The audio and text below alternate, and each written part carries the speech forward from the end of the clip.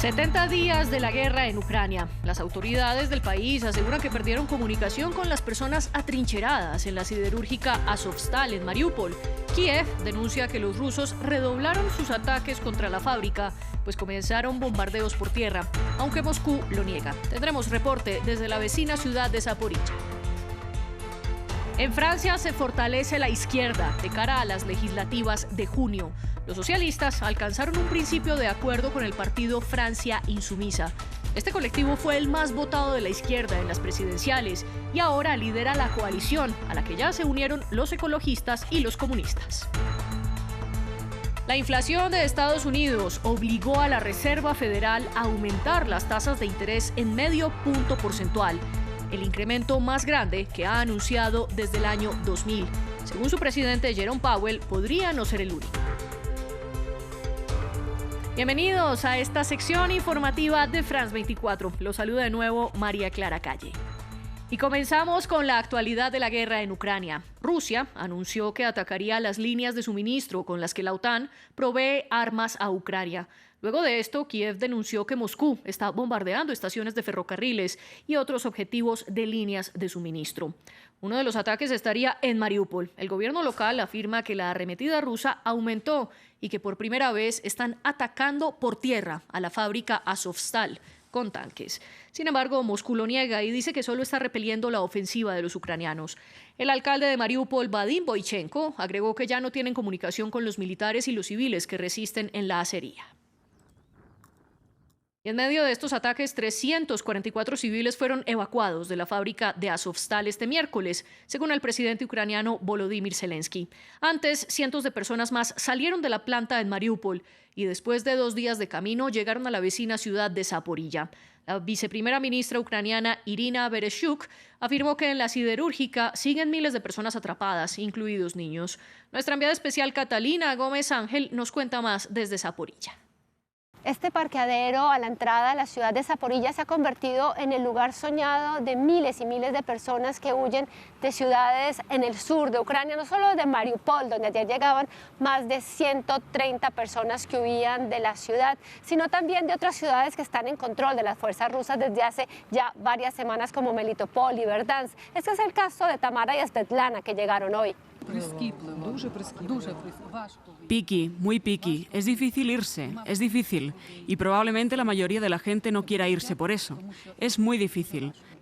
Ellos, los rusos, podemos decirlo de esta manera, son muy abruptos. Ellos exigen tarjetas SIM, auriculares, cigarrillos, revisan los teléfonos, revisaron todas mis fotos, todos los chats de Telegram y buscaban la bandera ucraniana o cualquier cosa relacionada con la simbología ucraniana. En este parqueadero se sigue esperando que más personas puedan huir de esa acería de Azovstal, donde cientos de personas siguen todavía en esos refugios subterráneos y están asediadas por esas fuerzas rusas. Sin embargo, poco a poco van llegando vehículos privados de personas que han logrado huir de la ciudad, y es que no lo pueden hacer directamente, tienen que ir a una ciudad de Verdansk en poder de las fuerzas rusas, allí ir pasando cada uno de esos retenes, más de 17 del ejército ruso, con las dificultades hasta poder llegar hasta aquí. Hay personas que se tardan incluso 3 o 4 días. Y pasamos a las noticias de la política francesa, porque los socialistas confirmaron un principio de acuerdo para unirse a la coalición de los partidos de izquierda, liderada por Jean-Luc Mélenchon y su colectivo Francia Insumisa. Ellos están unidos ya a los ecologistas y a los comunistas, que hacen parte de la coalición con la que buscan hacerle un contrapeso parlamentario al presidente Emmanuel Macron. Precisamente este último se reunió este miércoles con expertos climáticos para armar su agenda ecológica de cara a su segundo periodo de mandato. Precisamente el presidente adoptó la propuesta de planificación ecológica de Mélenchon. Una apuesta decidida por el clima. El presidente francés Emmanuel Macron reunió este miércoles en el Elíseo a una docena de expertos en clima y cambio climático para poner en marcha su prometida planificación ecológica a las puertas de su segundo quinquenio. Esta llamada a la comunidad científica busca sentar las bases de su proyecto en materia medioambiental, uno de los estandartes de su campaña electoral. Es mejor que la comunidad científica, en el sentido más amplio, participe en las decisiones, se implique en la gestión administrativa legislativa. Ese es el papel del Consejo Superior del Clima. También es el rol de una comunidad científica como la nuestra, que cuando nos llaman los políticos podamos responder. Macron prometió en campaña que convertirá a Francia en la primera gran nación libre de petróleo, gas y carbón. El presidente adoptó la propuesta de planificación ecológica de su rival político, el progresista Jean-Luc Mélenchon, quien ya firmó un pacto con los ecologistas de cara a las elecciones legislativas del próximo 12 y 19 de junio. A poco más de un mes de la nueva cita con las urnas, Macron se comprometió a que su nuevo primer ministro se encargará específicamente del reto climático que enfrenta Francia. Podemos sentir en este planteamiento de Emmanuel Macron, creo, la importancia que le da. Ha hecho muchas promesas en esta materia.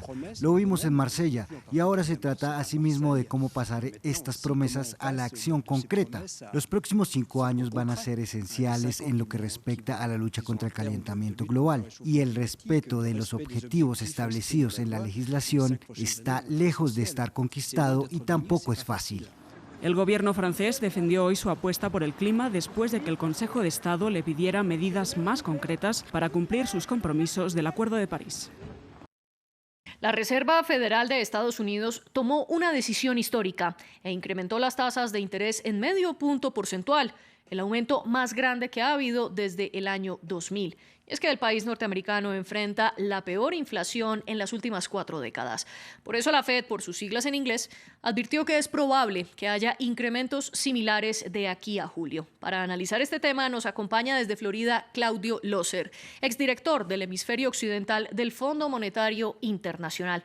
Bienvenido a France 24 y por favor explíquenos cómo el aumento de la tasa de interés ayuda a combatir la inflación y por qué varios países están tomando esta medida.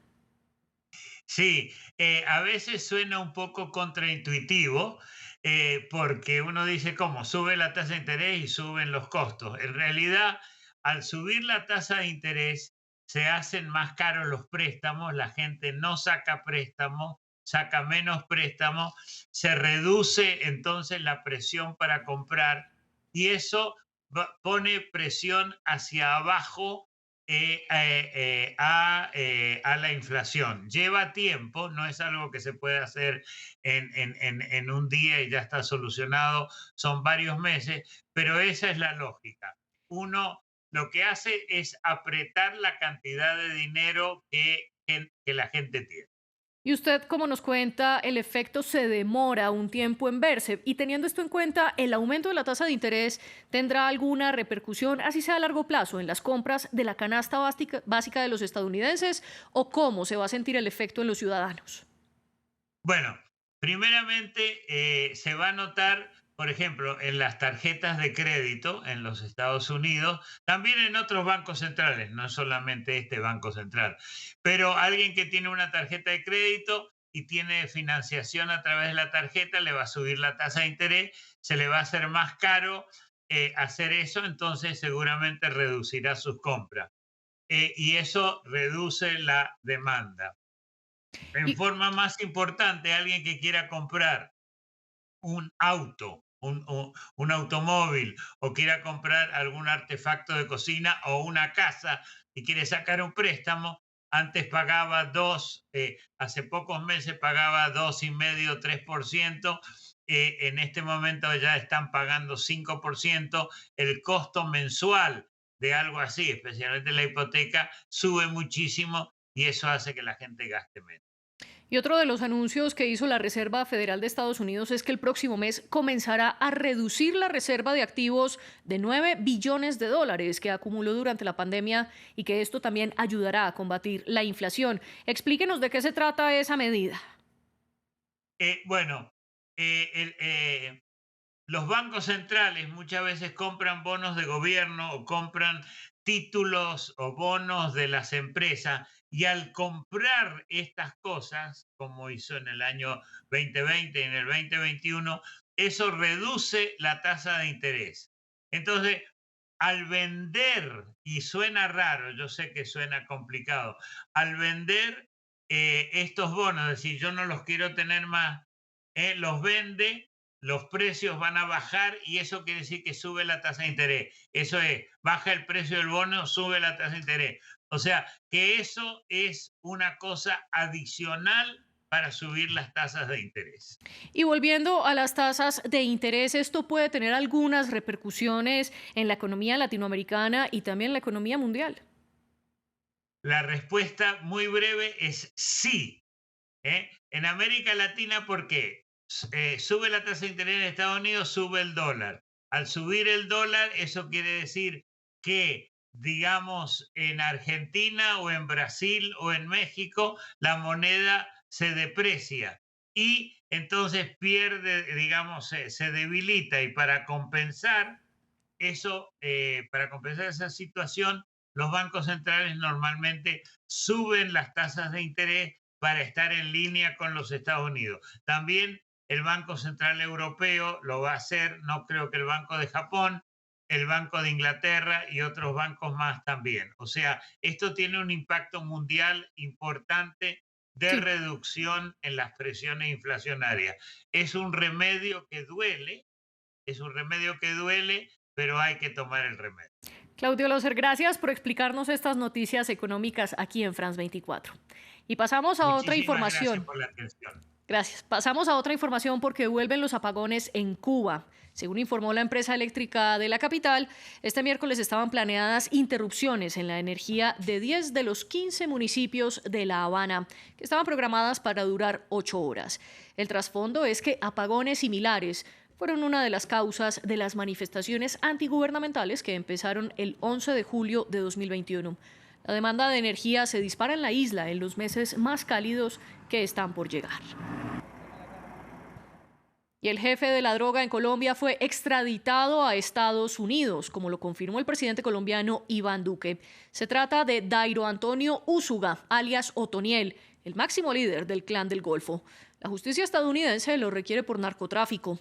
En abril, la Corte Suprema de Justicia de Colombia avaló su extradición, pero la semana pasada el Consejo de Estado la suspendió, pues las víctimas del grupo armado alegaban que sus crímenes quedarían en la impunidad. Ahora el mismo Consejo de Estado levantó la prohibición para extraditarlo y tan solo horas después el gobierno envió a alias Otoniel a Estados Unidos. Este miércoles y jueves serán las celebraciones por el aniversario número 74 de la creación del Estado de Israel.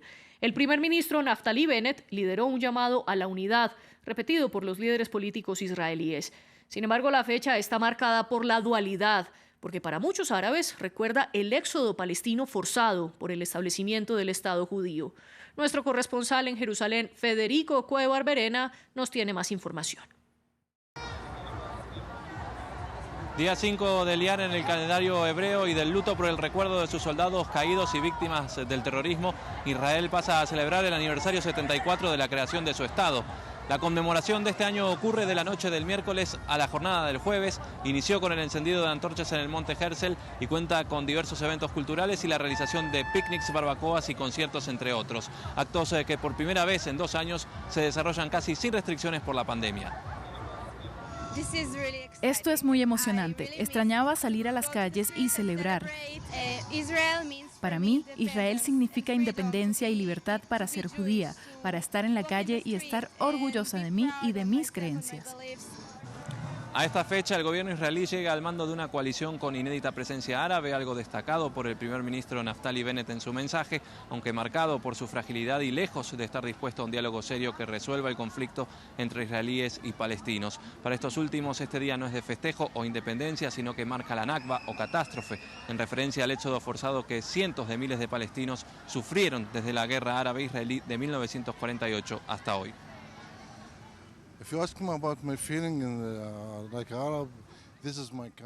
Si me preguntas por mis sentimientos como árabe, este es mi país y no me siento tranquilo porque vivo en condiciones difíciles, sobre todo con los judíos.